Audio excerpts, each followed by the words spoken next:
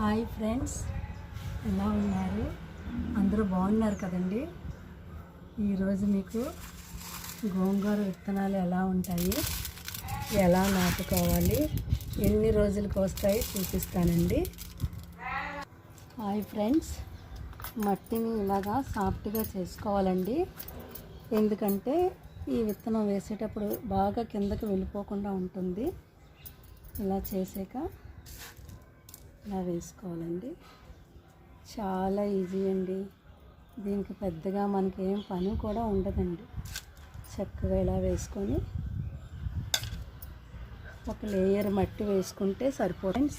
ఒక లేయర్ మట్టి వేసుకుంటే ఇలాగా సరిపోతుంది. చిన్న గింజలు కదండి, ఎక్కువగా వేయకూడదు. పైన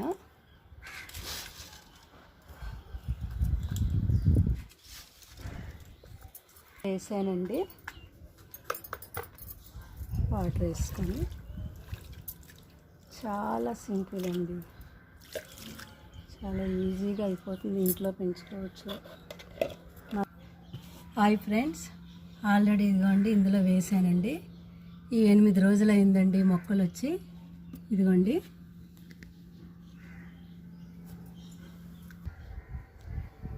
ఫ్రెండ్స్, ఇదిగోండి ఇది 3 వారాలు అయిందండి. ఇందులో వేసి థర్మాకోల్ బాక్స్లో వేసామండి. గోంగూర విత్తనాలు ఇంకా కాయలు ఇలా ఉంటాయండి. సీడ్స్ అండి.